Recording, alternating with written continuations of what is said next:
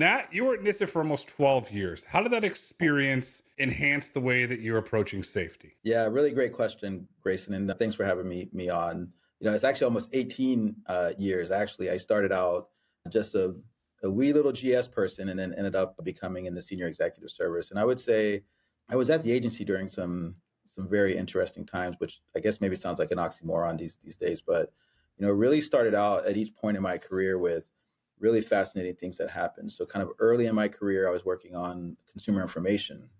And at that time, it was trying to work on putting the star rating on window stickers, right? The Monroney label that some folks were still looking at back then, and that was a huge rulemaking to kind of get that through the process, and then actually upgrade the program as well. And then I kind of was thinking I was going to do what most people say: they go to government for 5 years and then kind of leave and do something else. And then I went off and worked in the crash avoidance side of the house and rulemaking, and that was right around the time Cash for Clunkers happened. We were just wrapping up the electronic stability control rulemaking. And so the other thing was Toyota unintended acceleration happened around then. So there was a lot of stuff happening in that interim. And then again, I thought I was going to leave and go do something else. And then I ended up working in the research team and effectively running that team. And well, what was happening at that time? Well, it was these crazy guys out in California that were saying they were going to put an autonomous vehicle on the road, named Chris Urmson. And well, the rest is kind of history. It's kind of worked on various bits of federal guidelines and policies. Cybersecurity started to get hot around then, if you remember the GPAC way back when. So all of that kind of prepared me for, the job I have today, which is really helping us deploy the self-driving truck in a way that's safe, right? And, people always ask me, what does safe mean? And it's like, well, safe is not a singular metric, right? It is not a singular process. It's a bunch of different things that you have to put together in order to convince yourself that you actually have fielded a safe product. For us, we've embodied that in our safety case, which we could talk about in a little bit. But I would say all those years of government, really kind of, and being on kind of on the cutting edge of all these issues really kind of helped prepare me for this job and kind of where Aurora's going. It's almost 2 decades of experience. That's a long time. It's almost a quarter of an individual's life. You have all this various experience from the consumer show to the crash avoidance to autonomy into cybersecurity. Is that helping you have a very holistic approach when it comes to safety with autonomous trucks, and then eventually when Aurora applies the autonomous vehicles as well? Yeah, 100%. Not only just the kind of the various facets, but I think I really gained a strong appreciation for trustworthiness and how quickly that can get eroded and how hard it is to build. It takes a fair amount of work to kind of continue to be transparent, because it's easy to convince yourself, oh, we already talked about that. People already heard that. But you actually have to keep doing it 3-4 times in order for it to actually stick. And then it has to make sense to people, right? I think in today's world, we're used to 40,000 people dying on public roads. We really don't have the sense of urgency that we should as a country for this crisis, I would call it, of carnage that we just accept. And so you can see how that issue that a lot of people in the know, you're in the know, talk about it, but the vast majority of Americans are kind of like, what are they talking about? And so, continuing to talk about our safety story kind of in that context, just to continue to remind people that we have done a lot of good work. We've been transparent about the work that we've been doing. And then we just keep over and over and over kind of retelling that storytelling so that people can understand what we've been doing and why we strongly believe in it. Why do you feel that Americans are, I use the term, numb to the carnage? And we saw, unfortunately, what happened in Austin last night. It's horrific. An infant baby perished that did not have to perish. To me, that's a national crisis.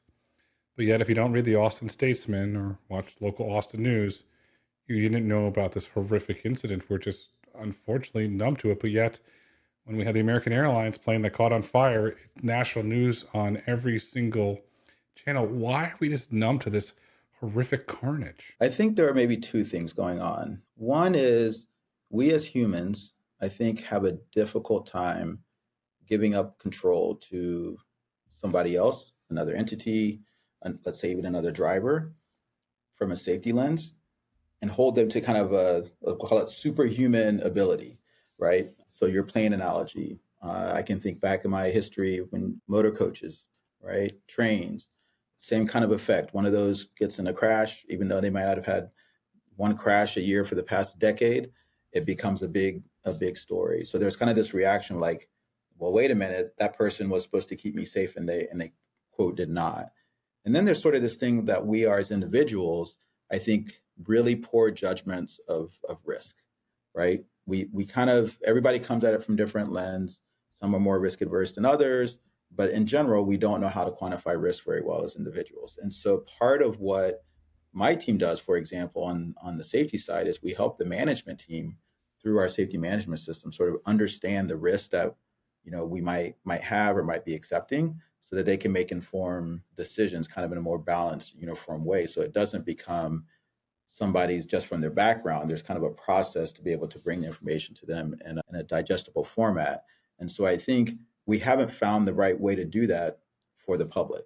And I think that's why we kind of see this unfortunate dichotomy where it's a huge amount of carnage on the road, billions of dollars that it costs society, and there isn't the same reaction because people just don't understand it that well. We have data that gets published from Medicare and Medicaid around the healthcare negative impacts on healthcare. It's pretty astronomical.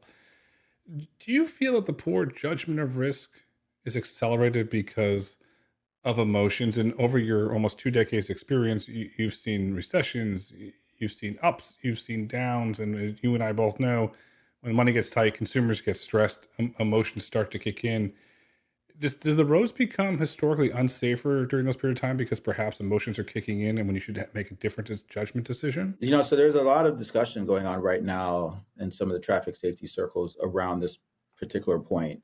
Did COVID somehow change behavior where drivers were, let's say, more aggressive? There's a countervailing view that, well, the roads were empty or emptier, and so you didn't have as much traffic, let's say, which has a reducing speeds because everybody's bumper to bumper. And so I think it'll take us a little while to have the data help sort it out. But the fact remains that crashes particularly fatal crashes, went in the wrong direction, right? They went up, which didn't make sense if people were staying home. That is kind of one of the beauties, though, of autonomy, and kind of what we're working on, is because then the Aurora driver is not really impacted by all of that. It just is making good decisions around the actors around it and getting from point A to point B in a safe way. The Aurora driver doesn't have the inside out guys living in your brain trying to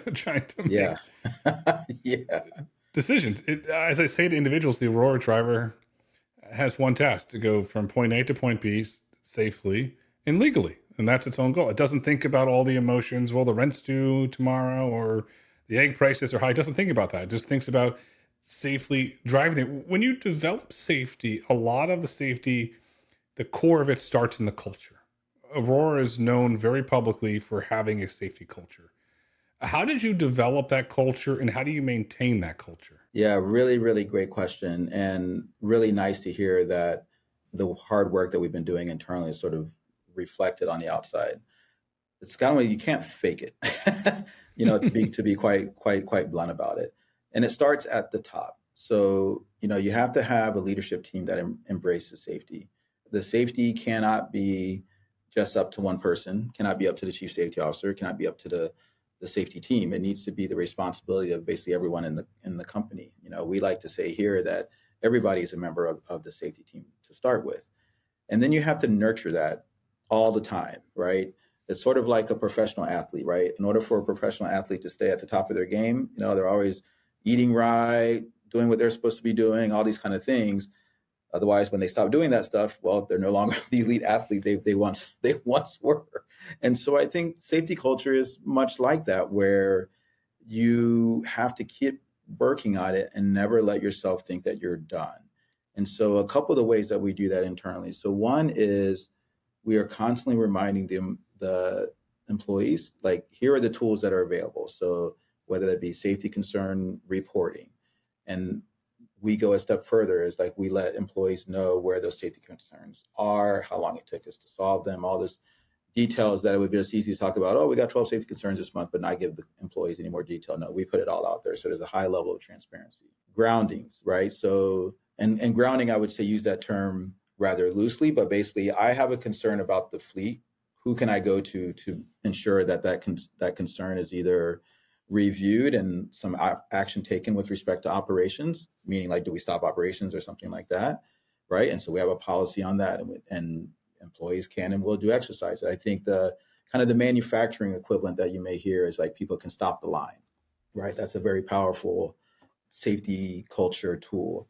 The other thing is, I would say, strong communications, both in terms of the leadership team talking about it, because I can talk about it all the time, but people expect me to talk about it, right? But they want to hear it from their other leaders as well, and so we do all sorts of ways to try to, whether it's company all hands, whether it's newsletters from me, whether it's messages from Chris himself, to try to reinforce that safety is really important at the company. And it doesn't start any better than it's actually the first word in our mission statement about being safely, quickly, and broadly, and it really exudes from that.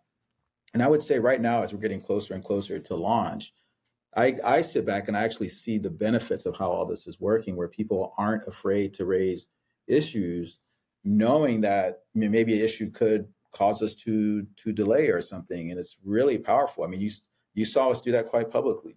We had said we're not going to launch until we close the safety case. We had originally predicted we were going to close it in December of last year. Chris said, we're not ready. The safety case isn't closed. So we moved the date, right? And I think that is, if you can think of a better example than that, let me know. But to me, that is kind of the prime example of the company living by its words of saying safety is important to us. It is the thing that drives us, and evident that we are going to move a date where, the market wasn't so happy with us, but it was the right call. It's trust. You build trust. It is trust. At the end of the day, yes, you were the market. I'll use the term vomited, but you did the right decision because you built the trust with the regulators, and more importantly, you built the trust with your staff in the company. They say, okay, this is a company that's not going to cut corners, is not going to take an unnecessary risk, because that comes down to transparency. How did you get the Aurora family or the Aurora employees to buy into this transparent culture built around safety? If you think back over the years, there's always an element of safety culture gone awry in some of the bigger issues we've seen in the transportation sector, right? So whether it's what people said with Boeing, whether it's what we saw with CSX in the train crash a couple of years ago, and it's just a common theme. And in my role, I try to leverage those real world examples of how those instances, it's never like one thing, it's always multiple things. And safety culture is a way that you can sort of have a layer to help mitigate against some of those things, right? Because you can have processes, but if no one's following the processes, then you really don't have anything. And so you need employees to buy in. And so it was a lot of going to different leaders, a lot of communication. And I would say the foundation was already here, right? It wasn't like I was coming into a situation where the company was, safety is not important to us or something like that. It was already an important thing, which just made it fit even the better. And I think really exercising this tool called a safety management system with all its 4 pillars to really help instill it as pillars, almost like the scaffolding inside of a building, to really be how we actually live, not a thing that's layered on top, but it's actually how we do our work. You're developing the safety case. Do all employees have input and say into the safety case? So the safety case is our framework for how we will remove the driver from the vehicle, right? The safety case by construct is a safety argument. So you could think of the safety case as all of the safety processes and programs that we believe we need to do to execute in order to produce a safe product, right? So it's not just do some V&V and you're done. It's not just do some safety culture stuff and you're done. It's the combination of all those things put together that actually contribute to closing the safety case. And what we've done in Aurora is basically almost everyone has a role in the safety case. Literally everyone, right? Different teams got different levels of claims. But everyone from my team has a number of claims that we had to close: hardware, software. Some folks in the G&A side had claims. The GR team had claims. So everyone had claims. And so you asked me before about kind of this holistic nature of safety and how I think about it, and that's exactly how we've kind of built the safety case here at Aurora, where all of those things are embedded in what we do, and therefore people have to deliver evidence against those. So yes, people had input from across the company into what that looked like. And the other thing we did is we actually have an external safety advisory board that also help provide input into kind of what we're doing. And so all of those things put together are really helpful to make sure that we, say leave no stone unturned, right? Kind of the best of the best thinking on this stuff to put it all together in a way that once we get through the execution phase of it, we're going to feel really good that the thing that we're putting on the road is safe. I've been to your Palmer, Texas location and met with the fine men and women that work for Aurora. They're hands-on with your trucks every day. Are you taking input and feedback from them since they have that real world experience? 100% factors into the safety case. One of the things that my team developed in concert with operations is a way to assess kind of how operators themselves were feeling about the ride and the truck's performance, right? It's one, because it's one thing to look at all the engineering V&V charts and all the test results coming in, but it's another thing to actually be in the truck and actually see what's happening on the operation side. And so that is a super important input. We are taking lessons from drivers who have driven many, many human miles, right? And so their input on like, hey, you know what? I would have probably done this one a little differently, or hey, that was really awesome. I wouldn't even be able to do that. Those are the best stories to hear, right? When they're like, yeah, this thing, I couldn't even have done that maneuver. That is all goes into kind of the development process for how we continue to put the requirements in the system, have tests for those, et cetera. And then likewise on the operation side, right? Whether it's, do the trucks have fuel in them, or, how the tires, all these things that, again, people I think take a little bit for granted when they say, oh, you're putting an autonomous vehicle on the road. All of those things have to come together, because otherwise it's not a product, right? It's not going to be something that's going to deliver the benefits if you don't have all of those pieces working together. Are enhanced inspections part of the safety case where you're looking at the threads of the trucks, you're checking the fueling levels, you're just doing that traditional walk around, and then there's also that digital layer to enhance inspections? Does that play a role as well? Yeah, and then some. So we start out on the safety team with the idea of kind of, let's say, pretending that, let's say there is no NHTSA, there is no FMCSA, like what do we need to do this safely? And so, yeah, we're looking at, you're not going to send a truck out on the road with bald tires. You're not going to send the truck out on the road if there's fuel leaking all over the place. And so all of these things are, let's say, common sense. And those are things that we absolutely look at. But then there are other things, right? We need to have a healthy computer. We need to make sure that there's no damage to sensors and all these other things that, again, for this product to be safe and productive on the road, all of those things need to be, humming along. And if any one of them has an issue while on the mission, well, we also have to be safe in that case as well. And again, part of our safety case makes us do the work to say, okay, well, what happens if? So what happens if we've done all the inspections, everything is cool, and we go down the road and there's a nail in the road that puts a hole in the tire? We got to be able to continue to make the truck not do weird things in that situation. So detect that issue, get to a safe spot, right? Just like you would expect you yourself to do as a driver, happen to you in your car. Same thing, if the computer goes out, right? We need to be able to know that happened and then be able to respond accordingly, and on and on and on. And so all of these things are important constructs of our safety case. And we didn't even talk about, okay, then what about if it's the cyber side of things, right? There's a whole nother element of our safety case that deals with that. And so, to me, we like to talk a lot in the community around inspections, and certainly that's one piece of it, but there's so much more that goes into making sure the truck can get from point A to point B in a safe way. I've been studying the safety aspects of both trucks and cars for a while, and I'm starting to notice things I've never noticed. I went on a walk this morning and I noticed a construction truck that had tire threads that weren't good, so that's not safe. And it's becoming second nature. I'm not saying I'm Nat, but I'm starting to. I'm not you. I'm just a curious guy that started reading a lot about this, and it's becoming second nature where I'm picking up on these little nuances. Is that what's happening with the Aurora culture, where it's becoming second nature, where, let's say, on day one, individual might not have thought about it, but then on day two, wow, okay, wait, this is becoming just that second nature? I don't know if I would call it a second nature, Grayson, but here's what I would say. I get to talk to a lot of the new folks that come in, and some of them come from other competitors, some of them come from other industries, and within about 2 or 3 minutes, they will say something to the effect of, I can feel the safety when I walked in the door.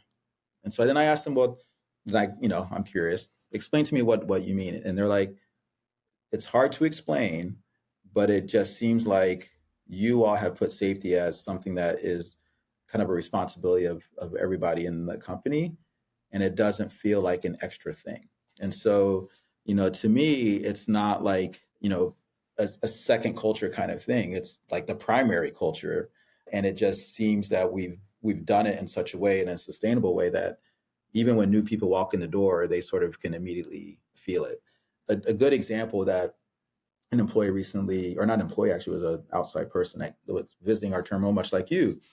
And I think they had been to other terminals and whatnot. And they pulled me aside and they said, we are quite impressed with how your operations team in particular, like everyone's got their vest on, everyone's got the proper shoes, everyone's staying with the lines, all these things that, of course, I know the folks are doing that, but I don't spend a ton of time going to other people's sites looking at what they're doing. But it's reassuring to hear that other people who do that, kind of recognize again the way that we've instilled the safety culture in the company. It's just how we do our job. Like, we don't even think about it. It's just how we do it. It's the little things that make a difference. And that's very clear, as you said. And I posted videos that I did visit you. Zooming out for a minute, initially, how was the safety case concept developed? Locked myself in a room for a couple of days with some people. I wish it was that easy. No, it took a while. It took a lot of conversations with other experts in the field. We wanted to leverage what other industries had learned, and we kind of took those different pieces and applied it to AVs because it had never been done before. So there's lots of examples in the literature about the term safety case. In fact, that's one of the things that we're working on now in the industry, is to kind of develop what can we all agree is the definition of a safety case. And that was work that needed to be done, right? We as a company, we Aurora, need to define how is it that we're going to say we're safe, and maybe more importantly, that we've done all the necessary work to say that now this thing is ready to be fielded. Because if you remember, we'll call it Autonomy 1.0. People just thought you could drive around and, eventually I'll figure out that I've done enough. And I think people all realize after a while, you can't really do that. You need to have something that's a little bit more structured. And I think that's what we did. So we literally, some of us got in a room, some of us called experts. There were days where it was just kind of this big chart, and we're like, okay, I think this is what this principle could mean. I think this is what this claim could look like. And we just kept working it. And we've made definitely some iterations over the years. But that's why we kind of put out our framework on the public website, the first couple layers, because we were actually also getting feedback. So we get feedback from our partners, we get feedback from other folks in the industry. And so it's been kind of a very much, in my lingo, very much a continuous learning idea, where you put your ideas out there and you got to be willing to accept the criticism and learn from folks. And that just kind of continues the flywheel. So it gets better, it gets better, it gets better, it gets better, it gets better. Do you feel over time your peers in autonomous trucking can come together and standardize this, perhaps, where it becomes the benchmark that everybody works to achieve? So certainly on the safety management side, we've already done that. So I think I would postulate that the industry today understands that we get more if we work together on some of these critical safety issues than if everybody's doing their own thing in a corner. And so on SMS, safety management systems, we got together under the AVSC umbrella and developed an information report. So not quite a best practice, but an information report that says, okay, if you're going to do a safety management system within a company, here are the tools that you use to do that. And we've seen evidence of other companies sort of taking that information report and kind of adopting it as a best practice, like in their companies. On safety case, I think there's an opportunity there. I think we wanted to work on some more, we'll call it fundamentals first as an industry. So things like safety metrics, which would be part of a safety case, how you think about behaviors, which would be part of a safety case, kind of some of the core elements. And then now I think people are maybe ready to talk about, okay, what do we mean by a safety case now? If you're going to put all these different pieces together, what goes in there? And an important factor is then how do you assess that you did it to the point that you thought was good enough? And so for us in Aurora, we kind of pre-baked all of that. So we said, okay, here's the safety case. Here is those individual claims. And then for each of those individual claims, here's what good looks like, right? And so then it's not this like guessing game, like, well, I think the safety team meant this. No, it's like literally, these are the artifacts you need to produce, and then you can close this claim. And so it almost becomes a very engineering problem, like it is, right? You do the work, it's done. And we've been, as you know, publicly reporting the closure of that safety case for a number of quarters now, with the last one being 99%. So we're almost there. How are you going to know when you hit 100%? We know exactly. We have a few more claims to close and then we're done. Like, it's really that easy for me to say. It's not like, oh, I need to go run a few more, requirements, or I need to go do it. It's really tied to very specific evidence that needs to be completed to close a few claims. And then we're done. And then we'll go out. Is the 99% to 100, is that the hardest part of the safety case? It's a really great question. And I think, unfortunately, in autonomy, there's kind of this narrative that, oh, it's the last 5%, that's the hardest, and da-da-da. It's not exactly how we structured the safety case, thank goodness. But I do think people look at it and they're like, oh, that's going to take you another 10 years. No, actually, no. You've heard us already publicly say, April is the month. So things are super, super exciting right now to get to those last few claims and close them out. And so, no, it's not the hardest part. I would say what really drives us is the fact that we've done all of this work over a number of years to generate the body of evidence to close those claims. And then it's just a few remaining claims that are left. You close the claim 100%. So you have the green check, it's closed. How do you prepare for the initial launch operations? What goes into that? Is that another level of safety planning? No, it's baked in. So part of what we've done in our safety case is kind of baked in many of the operational components, which is why some of those claims are still open.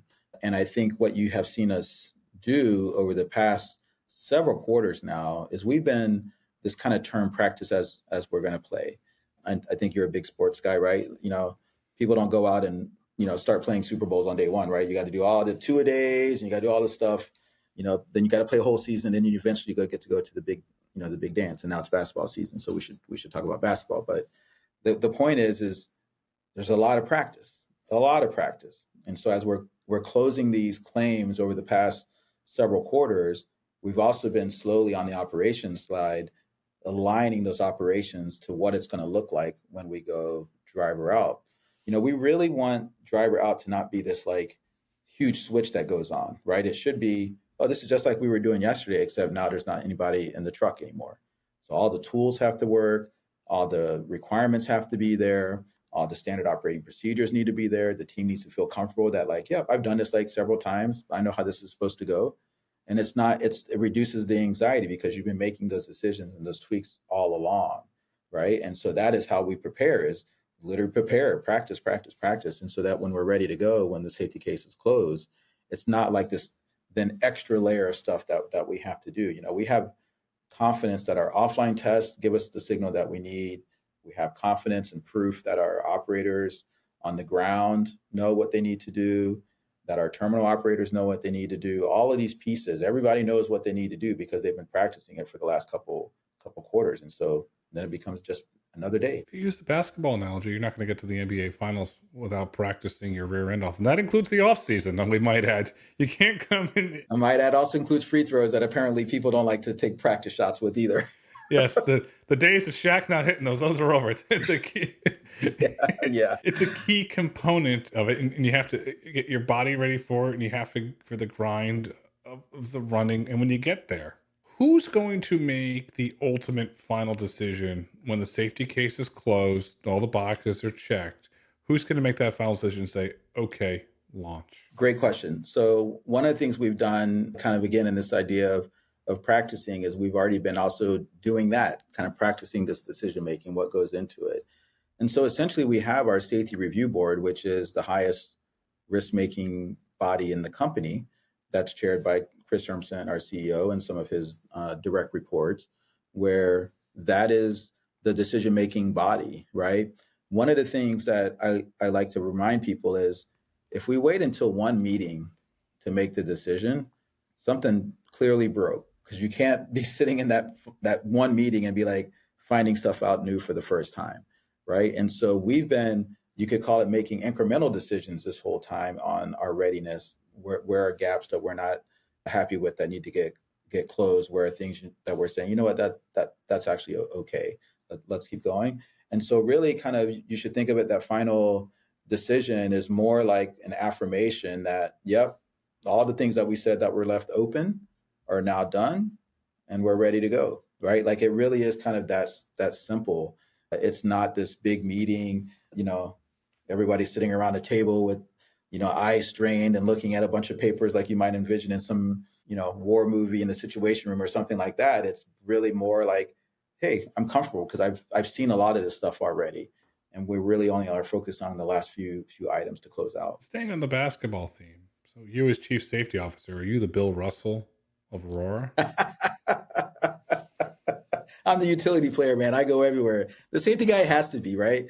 I think if you think about the role of safety, it really has to be kind of this layer that's just embedded throughout the company. So no, I don't think I would call myself maybe the Bill Russell, maybe more like the, let's see, Scottie Pippen was a good utility player. Yeah, he was good. McHale, staying with Celtics, was also a good utility player to Bird, but we That's right. That's right. Getting back to on the road. So let's fast forward. You're there, you're operating drive route Dallas to Houston. How do you maintain that? Obviously, day one, you're going to have a very high level of safety, but how do you maintain that day two, day three, day four, and going down the line to ensure that no complacency enters the picture? So one of the things baked into our safety case is this idea of safety performance indicators. And in general, we have this principle under G3 called continuous improvement. So in thinking about continuous improvement, the way I like to explain it to folks is, think about it as if you made mistakes. How would you catch those mistakes? And so essentially that's what continuous improvement is trying to do, which is to embed within all of our processes, how can we get early signal that maybe something is not where we initially had it set in the beginning. They're very helpful, right? So let's take the safety concern example. So let's say, I'm going to make some numbers up. So let's say on the lead up to launch, the numbers were like on average five a month, right? So five. Nobody's excited about it. And then 6 months after launch, we go up to 10. Interesting. We should probably go look at those and figure out what's new that would cause that. And so if you measure it, then you can understand if there's a change. And then depending on that change, you can kind of gauge, well, how serious is this, right? Because it could be it went up to 10 because we brought in 55 new people who didn't do any work on the previous stuff, and we're just asking safety concerns upon safety concerns, right? Of course, that's like totally made up and theoretical, but it's to make the point that there's a lot of things that you can measure in your programs, in your safety programs, that can give you signal whether something is going not in the way it was supposed to be, so you can maintain that. But I'm not going to sugarcoat it. It's hard to maintain being at that high level of vigilance, because complacency is a natural human behavior. And so it is incumbent on me and my team to continue to be creative on how we can not do the same old every year with our programs, but kind of be innovative with them so that it comes across as new material, fresh material. People hadn't seen it before. So just kind of continues to reinforce the behavior in the programs that we want to see. If you look at your technology stack, you have one of the best perception stacks in the market. I saw it with my own two eyes, and I won't shut up about how impressed I was with it. You're operating, say, weeks, months. You start to notice a pattern, know something different.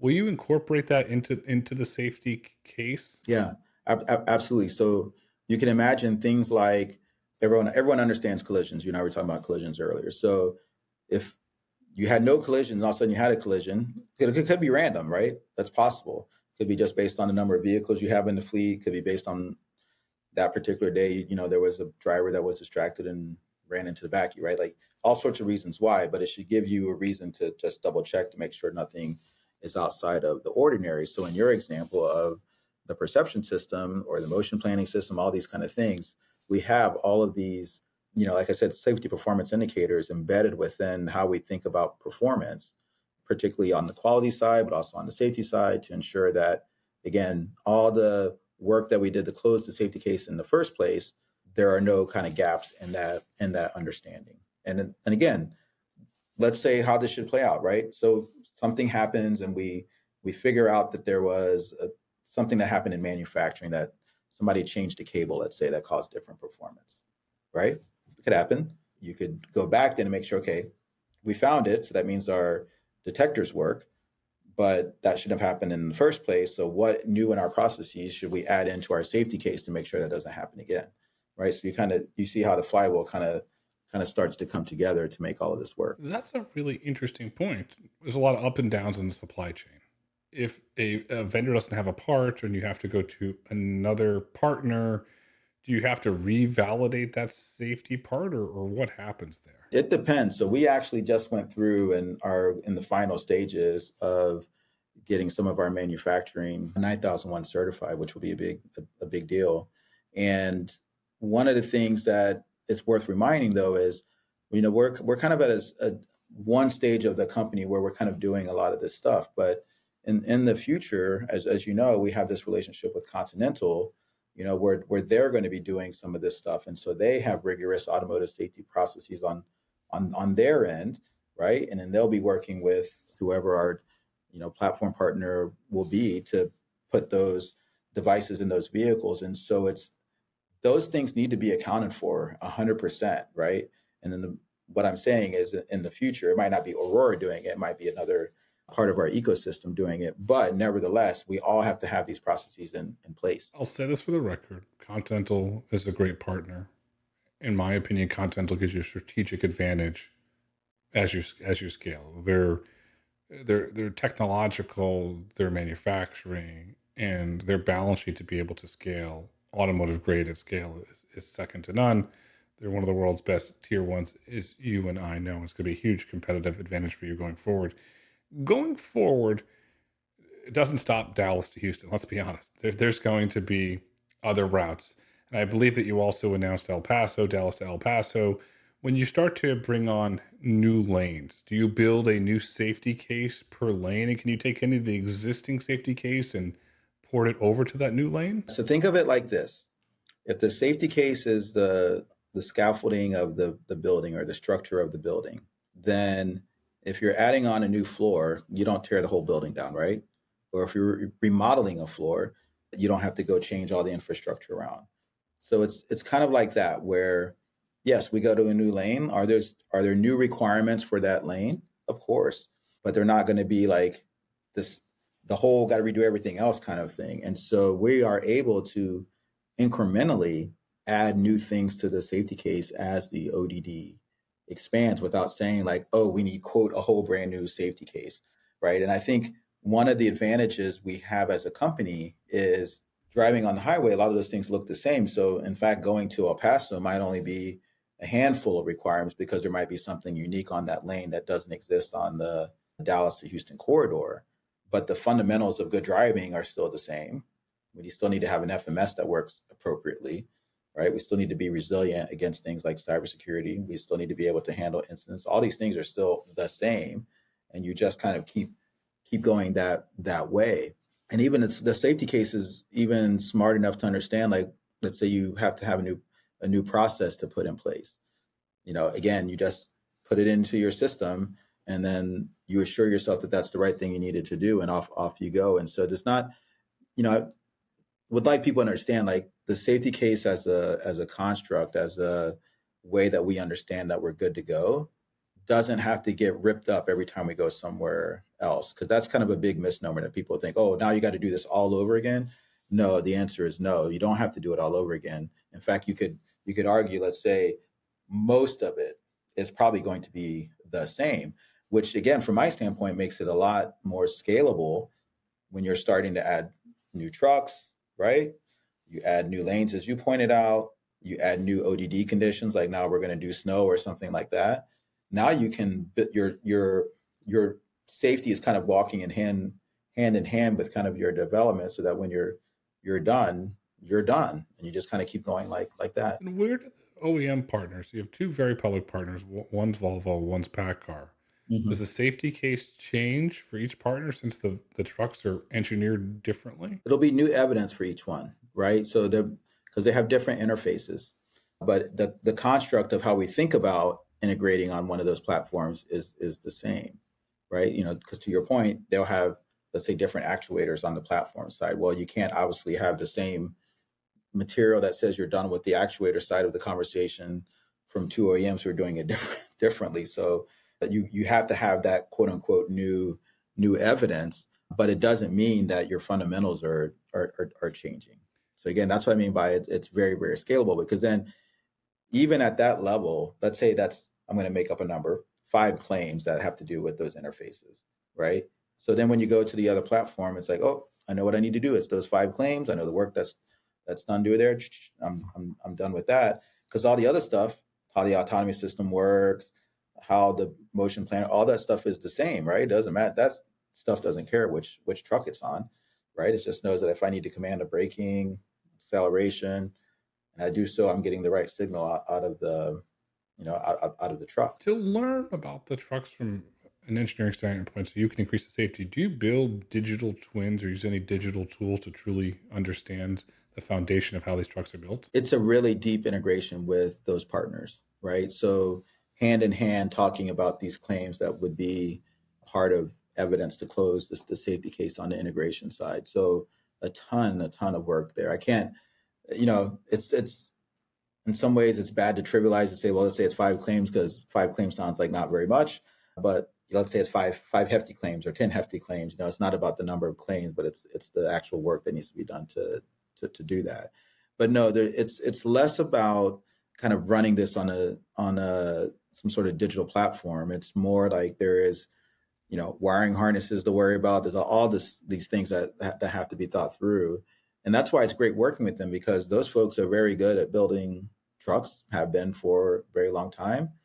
We're pretty good at building autonomous systems. And so the two together make a pretty powerful couple. And the OEM are very good at giving you detailed notes, sometimes very, very in-depth notes Yeah. on everything that goes into that. So if you're basically, I'll say you're getting handed Encyclopedia Britannica on the trucks, you're a happy camper, because you can go through, this wiring harness came from here, this supply chain came here, the power voltage is this. It gives you a lot of data to build that. When you're building the safety case, the common denominator that comes up from investors, from your competitors, and people looking at the industry is redundancy. How important is redundancy in your safety case? It's baked in under our G2 principle. It really talks about fail safe. And so I mentioned, let's take steering, right? So, you could not go down the road without having redundant steering, let's say, because if you had a failure in one of your primary systems, you need to fail safe, right? Same thing goes with the computer, right? You can't have all the eggs in one basket, so to speak, because, if the computer fails, you need to be able to control the truck. And so this is a very, I would say, can become commonplace in the autonomous world. But I would say what people haven't really said out loud is it's really more from a lens of failing safe, versus sometimes when we as a community talk about redundancy, some people are talking about fail operational. So they need the mission needs to continue to X, or we need to get all these people there. And that's why sometimes you hear in some industries, people talk about, well, you should have like 5 levels of redundancy and all this kind of stuff. And that's not where we are right now. Right now, we need it to fail safe. Because you need it to fail safe. I'll give you an example. It's discussed a lot in the community, is if the pulling over to the side of the road of a tire blowout. You've put public documents out on that. It's all detailed there. When you launch commercial operations in April, will the truck be monitored? Will it be able to be taken over remotely by a human? What is that going to look like? Maybe let's start with what it's not going to be, right? There's no remote driving. There's no one-to-one pairing where someone is just like watching a truck down the road. There's no like secret room in the trailer where we have a bunch of humans ready to jump out. There's nobody secret. There's none of that stuff, right? As you know, some in our community have already, they did some of those, well, we'll just call it what it is, stunts. That's not what we're doing. We're literally deploying commercially, and it has to work all the time, right? Within, of course, the confined ODD. And so, for us, the concept of operations is what you would expect and what we've said, right? So there is a truck and a computer and then the sensors and all that stuff that have been designed to be able to get from Dallas to Houston and back under certain conditions in a safe way. And if something goes wrong on that trip, wrong being defined as get a flat tire, 2x4 comes off of another vehicle and crashes into the sensor rack, big tire piece in the road, and the truck needs to get to a fail-safe place, then we know how to recover those assets, right? And in the same way, if the truck is somewhere down the route and there's let's say a crash scene or something, or something, tree fall in the middle of the road or something, and the truck comes to a stop and like lets the command center know that, hey, this is unusual. There's not supposed to be a thing here in the middle of the road. And, then yes, a human can come in and say, nope, that's right. Don't move. Somebody's got to come remove the tree there for you. So I think, all of these concepts have gotten butchered over the years by some of the other players, but we're pretty straightforward and pretty honest about what we're doing and how this is going to play out. And that's why I said, earlier, that we've been practicing this whole time. So for us, it's becoming just how we do our work. And it's less about, okay, now we have a new event where we're going driverless. Yes, it will be a big day for the company. I will be super happy. I'm sure you will be super happy for us. It's going to be huge. But from a operational standpoint and from a company standpoint, you kind of want to already have that muscle, right? You don't want this to be the first time you go to the gym and you're trying to, push, 250 pounds on the bench press, right? You generally not advised. So, I think from our standpoint, all of these pieces are already in place, and we're just kind of continuing to execute against them in a way that makes sense. And that's really where we'll start to gain the advantages in efficiency. Like, can we do this a little bit better? Can we do this a little bit quicker with the same results? Can we add a piece of tooling here and this makes it go faster? I'm going to be your biggest cheerleader when you do it. When you put out the press release or the X post or however you're going to announce it, I'm going to be your biggest cheerleader, because to me, it's a monumental moment in the history of autonomy, and it's going to further accelerate, which I call the autonomy economy.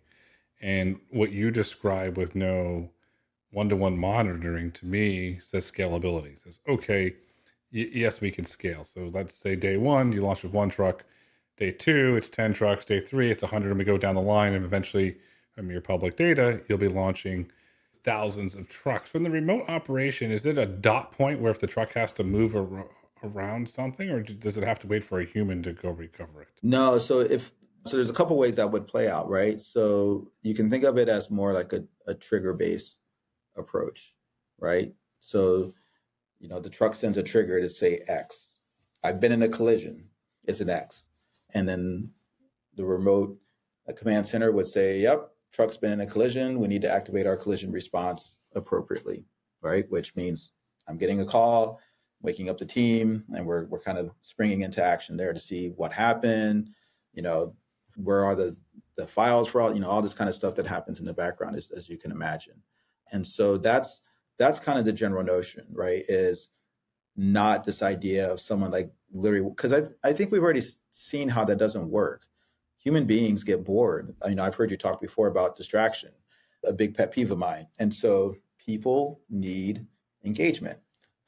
And so looking at a screen for how many hours of cameras in a truck, really, what do we expect to happen there? Not good. Nothing good, right? You know what's going to happen? This is going to come out. Yeah, exactly. And I think likewise, this idea of kind of remote driving is kind of an interesting thing because, safety issues aside, it's not clear why you would replace that for what we have today, right? Because it's kind of unsafe to start with if you think about all the latency issues and all that kind of stuff.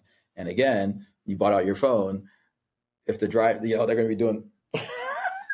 So you have to have a ton more controls in place, right? And so this is just a thing that I've seen debated hotly over the past decade. And Aurora's approach is, let's say, more common sense and appropriate. I'll say it in my own words. Aurora's sense is get rid of the emotions, because when your being bored is an emotion. Yeah. Your truck doesn't get bored. Having that, I'll call it that craving or that desire to check a social feed. Your truck doesn't have that. Well, I have to go potty. Well, your truck doesn't go potty. The only time it goes potty is when it needs more fuel. But when it does that. When you launch, and this is not saying this is you, I'm saying, but this is your competitors, and there's public data over the years that this has happened, have launched with escorts, police road shutdowns, public data. It's happened in the history of autonomy before. Will you launch that way, or are we talking full blown mixed traffic, the Aurora drivers going down the road? I mean, I'll say it again. Those were not launches. We'll have to come up, you and I, maybe some others, what we should have actually called those things, but they were definitely not launches, and they were definitely not what we're saying. We're doing a full blown commercial launch, which is the truck doing its job, right? We've closed the safety case. We know how to operationalize what we're doing. No, we don't need to call TxDOT to come give us a special escort to go, from point A to point B on the highway in the middle of the night, to maybe pick an example at random. Bravo. Bravo Team Aurora. How are you going to feel when the truck first launches? Thank you. Feel pretty good. I've been working, so at Aurora, right? Aurora's been working on this as a company for, 8+ years. And I was actually thinking about that this morning where, I am fortunate enough in my career that I've had to see a lot of good and a lot of bad, right? I've seen companies come and go. I've seen different issues kind of turn into bigger issues than they needed to be.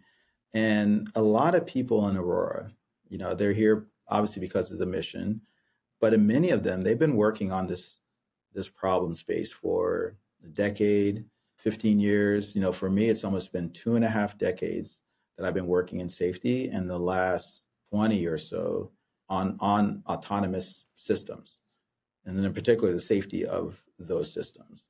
And so it's going to feel great to be, we'll call it, on the bleeding edge of sending out a commercial tractor out into the world to deliver goods in a useful way, not in a demo stunt way, but in a useful way.